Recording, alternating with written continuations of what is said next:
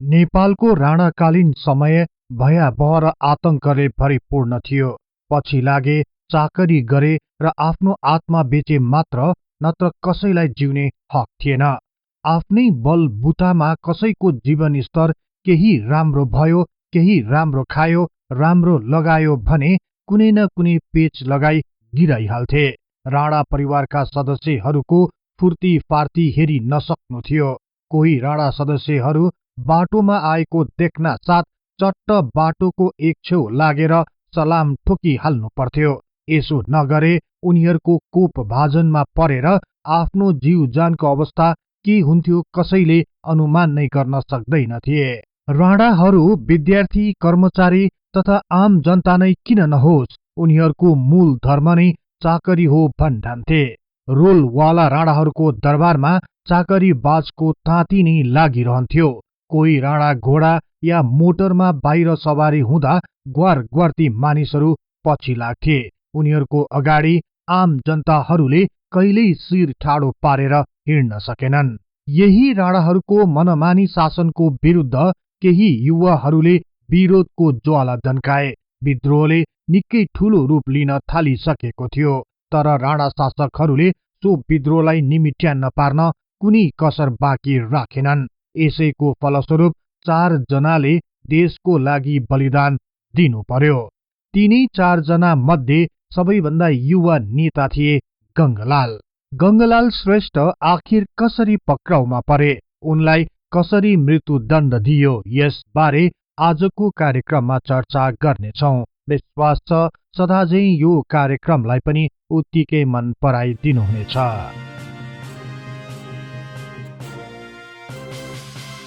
विक्रम सम्वत 1997 साल श्रावण 11 गते शुक्रबार प्रकाशित भएको गोरखापत्रको पहिलो पृष्ठमा नयाँ इस्तिहारको नाममा एक खबर छापियो। सो खबरमा प्रजा परिषदबारे सूचना दिने व्यक्तिलाई मोरु 5000 पुरस्कार दिइने र सो व्यक्तिलाई कुनै बात नलाग्ने भनी उल्लेख गरिएको थियो। यो सूचना प्रकाशित भए लगत्तै काठमाडौँ भित्र आतंक मच्चियो। आम मानिसहरू पनि डर त्रासले कहीँ कतै जान नै छोडिदिए। प्रजा परिषदका सदस्यहरू पनि भूमिगत भए, तर उनीहरूले विश्राम लिएनन्। भूमिगत रहँदा नै उनीहरूले श्रावण 17 र भाद्र 24 गतेका दिन पनि पर्चाहरू छापेर टोल टोल गल्ली गल्लीहरूमा फैलाउन भ्याए। यस पटकको पर्चामा उनीहरू झन कडा रूपमा प्रस्तुत भए। यसरी विद्रोहीहरूको गतिविधि बढ्दै जान थालेपछि राणा शासकहरू आक्रामक रूपमा प्रस्तुत हुन थाले। यही समय ताका प्रजा परिषदकै एकजना सदस्यले राणा सरकार समक्ष परिषदको बारेमा भण्डाफोर गरिदिए। यस लगत्तै अर्थात् विक्रम सम्वत 1997 साल कार्तिक 2 गते बिहानै एक अप्रत्याशित घटना घट्न गयो। सो दिनको बिहान सदाझै मानिसहरू आआफ्नो कामको लागि घरबाट बाहिर गइरहेका थिए। केही महिलाहरू मन्दिरबाट पूजा गरी घरतिर फर्कँदै थिए। ठिमीका कृषकहरू शहरमा आएर तरकारी बेचिरहेका थिए। विद्यार्थीहरू स्कुल जान तर्खर गरिरहेका थिए। यस्तैमा 30-40 जनाको प्रहरी डफा एकाएक ओमबहाल, बाङ्गेमुडा, त्योड, पक्नाजोल, केलटोल, प्याफल, लगनटोलतिर हानिएर पस्यो। प्रहरीहरूले शंकास्पद ठानिएका घरहरूको खान तलासी लिन थाल्यो। खान तलासी लिइरहेका घरहरूका वरिपरि मानिसहरूलाई आवत जावत गर्न दिइरहेका थिएनन्। कोही बाहिरको मानिस सो घरमा पसेमा उनलाई बाहिर आउन दिइँदैनथ्यो। यसरी चारैतिरबाट घेराबन्दीले पुरै टोल समाज आतंकित बन्दै गइरहेको थियो। पेस्तोलधारी सिपाहीहरूले घरभित्रका कोठा, चोटा, बुइगल, छिडी सबैतिर खान तलासी गरे। यही समयमा करिब 500 जनालाई पक्राउ गरियो। पक्राउ पर्नेमा धर्मभक्त माथेमा, दशरथ चन्द, शुक्रराज शास्त्री, रामहरि जोशी, जगतमान, मास्टर तीर्थराज सिंह, सूर्यभक्त जोशी, सिद्धिचरण श्रेष्ठ, गोविन्द प्रसाद उपाध्याय, चन्द्रमान चैजु, बलबहादुर पाण्डे मुख्य थिए। गंगलाल श्रेष्ठ भने सोही दिनको बिहानै आफ्नो घरबाट झोसेका हरिकृष्ण श्रेष्ठको घरमा आएका थिए। प्रहरीहरूले प्रजा परिषदका मानिसहरूलाई खोजी खोजी समातिरहेको खबर गंगलालको कानमा पनि पर्यो। यो खबरबाट गंगलालका आफन्त तथा साथीहरू निकै डराए। उनीहरूले गंगलाललाई भारततर्फ भाग्न सल्लाह दिए, तर गंगलालले मानेनन्। उनी स्वयं प्रहरीकोमा गए र गिरफ्तारी दिए। उनलाई पक्राउ गर्ने बित्तिकै नेल सिक्री लगाई सिंहदरबारतिर लगियो। प्रजा परिषदका मुख्य व्यक्ति टंकप्रसाद आचार्य भने पक्राउमा परेनन्, किनकि उनी सो समयमा भारतमा थिए। उनलाई काठमाडौँ झिकाउन राणा सरकारले एक चाल चल्यो। सो चाल अनुसार भारतमा रहेका टंकप्रसाद आचार्यलाई उनका पिता टीका प्रसाद सख्त बिमारी भएकाले तुरुन्त आउन भनियो। यो खबर पाउने बित्तिकै उनी काठमाडौँतिर आए र पक्राउमा परे। यसरी राणाहरूले शंका लागेका प्राय सबै व्यक्तिहरूलाई पक्राउ गरिसकेपछि एक केरकार समिति गठन गरियो। शंकर शमशेर अध्यक्ष रहेको सो समितिमा कर्णेल गंगबहादुर बस्नेत, मेजर बालकृष्ण शमशेर, प्रहरी प्रमुख नरशमशेर, सरदार मानबहादुर, गुरु खगेन्द्रराज, महेन्द्र बहादुर महत सहित 12 जना सदस्यहरू थिए। यसरी केरकार समिति गठन भए लगत्तै पक्राउ परेका व्यक्तिहरू विरुद्ध निर्मम यातना सुरु भयो। केरकार समितिले पक्राउ परेका मध्ये मुख्य व्यक्तिहरू छान्ने क्रममा धेरैलाई सामान्य कागज गराई घर जान दियो, तर 76 जनालाई भने सिंहदरबारको भित्र रहेको एक घरमा राखियो। गंगलाल र दशरथ चन्दलाई सो घर भित्रको एउटै कोठामा थुनियो। हरेक कोठामा 5-5 जना सिपाही र एउटा 8 परियाको पालो हुन्थ्यो। थुनिएका मानिसहरूलाई एक आपसमा बोल्न समेत मनाही गरियो। दिशा पिसाब फेर्न परेमा पनि एउटा सिपाही अघि अघि रहन्थ्यो। सो घर वरिपरि कडा पहराको व्यवस्था गरिएको थियो। पक्राउ परेको अर्को दिन बिहानै केरकार समितिका एकजना जडसाब केही सिपाहीका साथ गंगलाल र दशरथ चन्द बसेको कोठा भित्र छिरे। उनले आफ्नो सिपाहीलाई गंगलाललाई बाहिर निकाल्न आदेश दिए। त्यसपछि सोही घरको अर्को कोठामा लगियो। सो कोठामा एउटा कुर्सी मात्र थियो। कुर्सीमा जडसाब थचक्क बसे। उनको अगाडि गंगलाल श्रेष्ठलाई उभाइयो र उनको पछि 7-8 जना सिपाहीहरू हात हतियार सहित उभिए। त्यसपछि केरकार सुरु गरियो। सुरुमा जडसाबले नरम प्रश्नहरू सोधे। खान तलासी गर्दा गंगलालको साथमा एक सानो कागजको टुक्रा भेटिएको थियो। सो टुक्रा कागजमा केही कुरा लेखिएको थियो। उनले सोही लेखनको बारेमा सोधे। गंगलालले जवाब फर्काउँदै भने, त्यो जनता पत्रिकाबाट मैले नै सारेको हुँ। वास्तवमा सो एक टुक्रा कागजमा सूर्यलाल सिंहले पटनाबाट प्रकाशित हुने जनता नामक हिन्दी साप्ताहिक पत्रिकाबाट केही कुराहरू सारेका थिए। सोही कागज गंगलालले बोकेका थिए। राणा शासकहरूले सोही पत्रबाट प्रजा परिषदको भित्री तहसम्म पुग्ने योजना बनाएका थिए। यसका लागि भर्खरै युवा उमेरमा प्रवेश गरेका गंगलाललाई फकाएर, धम्काएर र डर देखाएर सबै जानकारी प्राप्त गर्ने उनीहरूको लक्ष्य थियो। तर गंगलालको जवाफले उनीहरूको योजनालाई विफल बनाइरहेको थियो। जडसाबले पुनः प्रश्न गरे, यो तैँले कहाँ पाइस? कसले दियो? तेरो हस्ताक्षरसित यसको केही मेल खाँदैन। साँचो कुरा बताउने भए पता, नत्र तँलाई यही झुन्डाउँछु। यसपछि गंगलाल चुपचाप उभिरहे। उनले सो कागजको बारेमा एक शब्द पनि बोलेनन्। यसपछि जडसाबले पुनः एकपल्ट फकाएर सोधे, तैँले साँचो कुरा बताइस् भने तँलाई छोडिदिन्छु।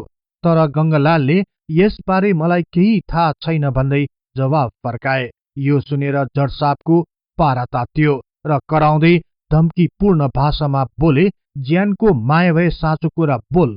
तर गंगलाल टसमस भएनन्। रिसले क्रोधित भएका जडसाबले आफ्नो हातलाई निकै परसम्म तानेर गंगलालको गालामा बेसरी चड्कन लगाइदिए। गंगलाल नराम्ररी ढल्मलिए।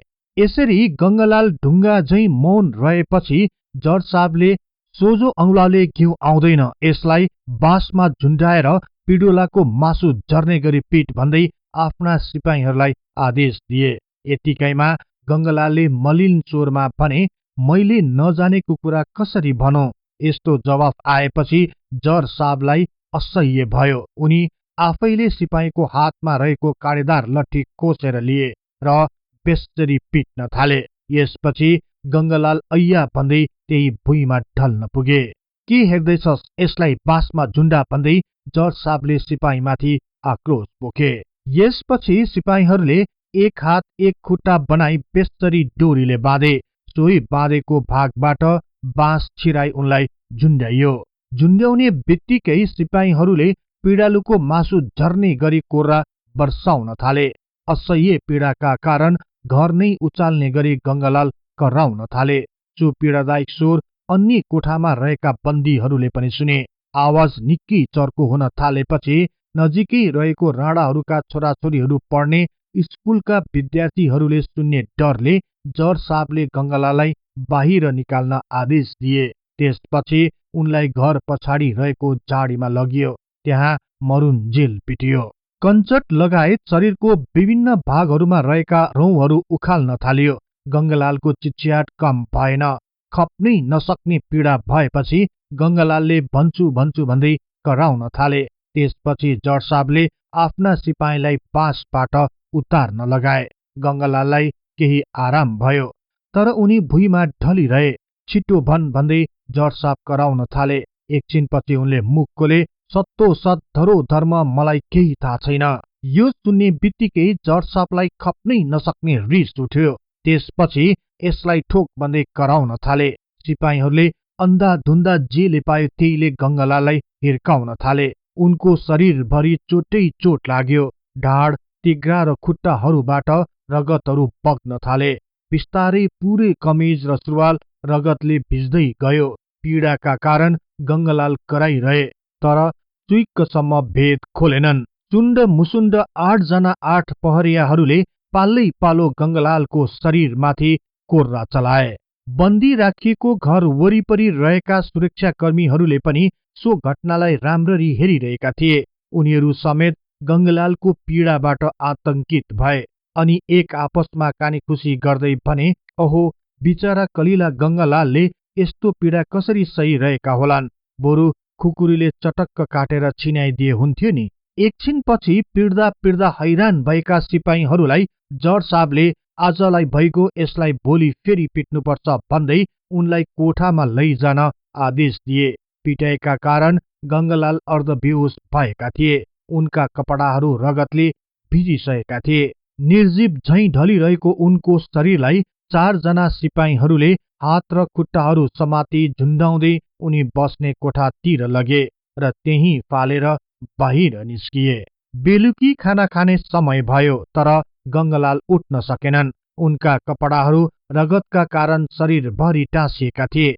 पिटाइका कारण धुज्जा धुज्जा भएका उनका कपडाहरू चोट लागेको ठाउँभित्र गडेका थिए। उनी कसैसँग बोल्न सक्ने स्थितिमा थिएनन्। उनी चिसो भुइँमा ढलिरहे।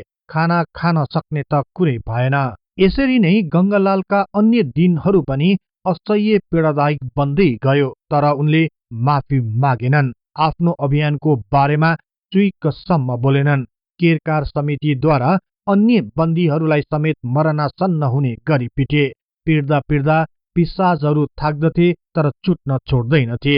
पछि छुटेका बन्दीहरूका अनुसार त्यो पिटाइ यति क्रूर र हिंस्रक थियो कि जसलाई शब्दमा समेटेर बयान गर्न सकिँदैनथ्यो।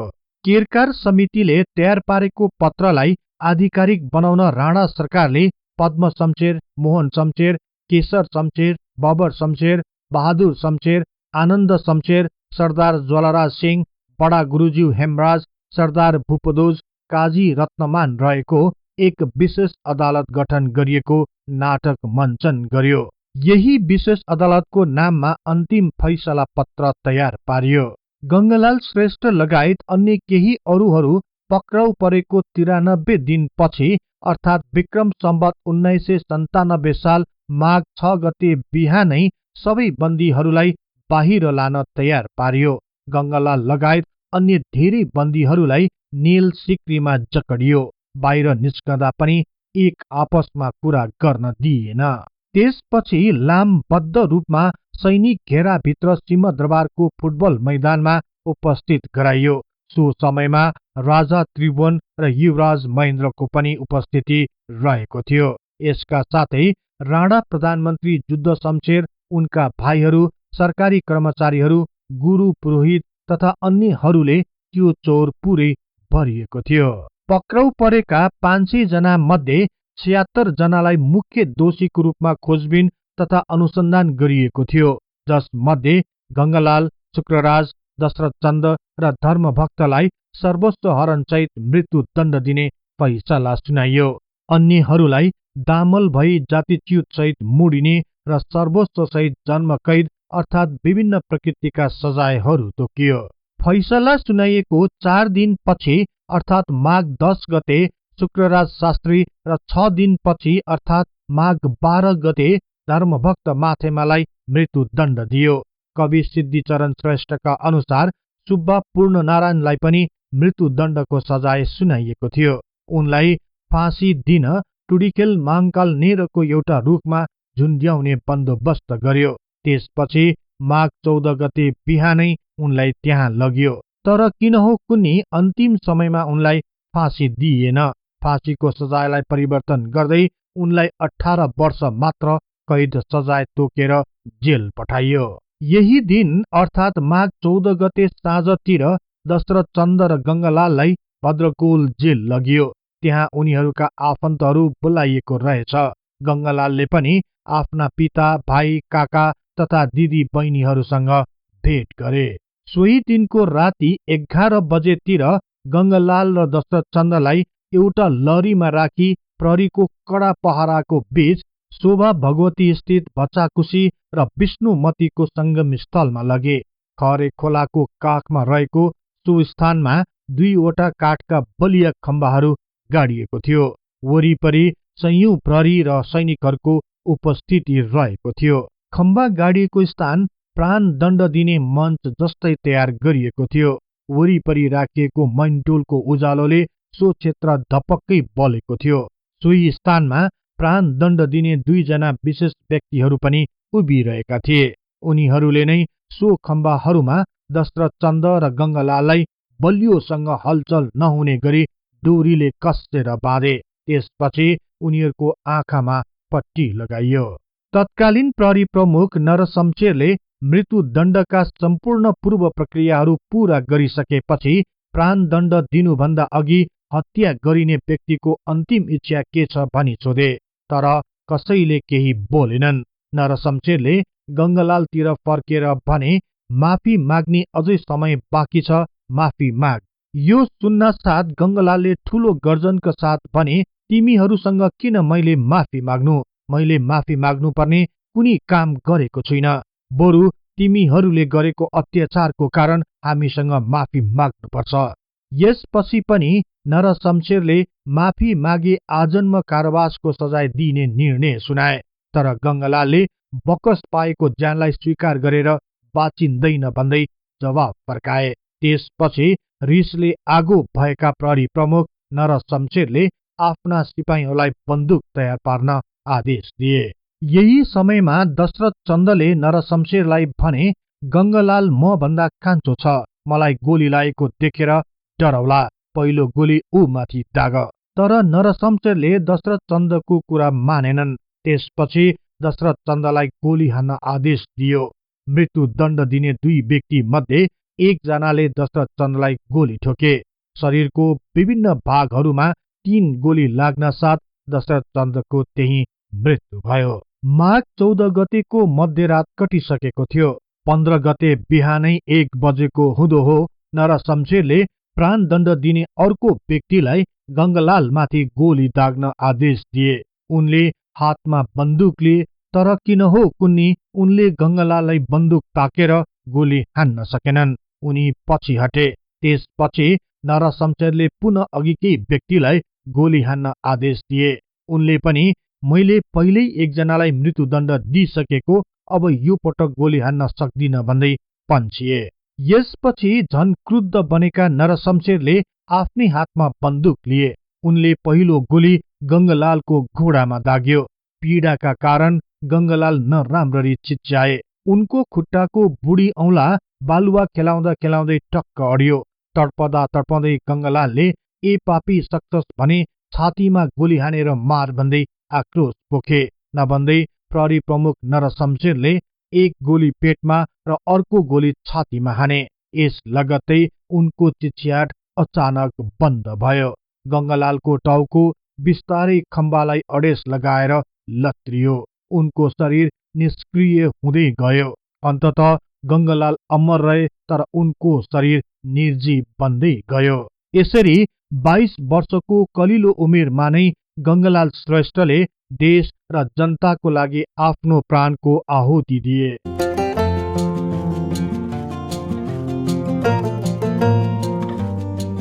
यहाँहरूलाई यो कार्यक्रम कस्तो लाग्यो? कृपया कमेन्ट बक्समा लेखी पठाउनुहोला।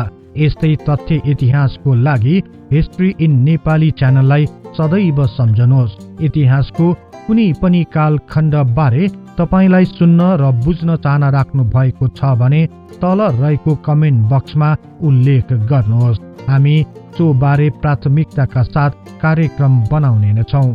जाँदा जाँदै यस च्यानललाई लाइक, शेयर र सब्स्क्राइब गर्दै बेल आइकनमा क्लिक गरी हाम्रो यो तथ्य इतिहासको बारेमा ज्ञान प्रसार गर्ने लक्ष्यलाई साथ दिनुहोस् भन्दै अर्को कार्यक्रममा फेरि भेट्ने बाचा गर्दै अहिलेलाई बिदा हुन चाहन्छु।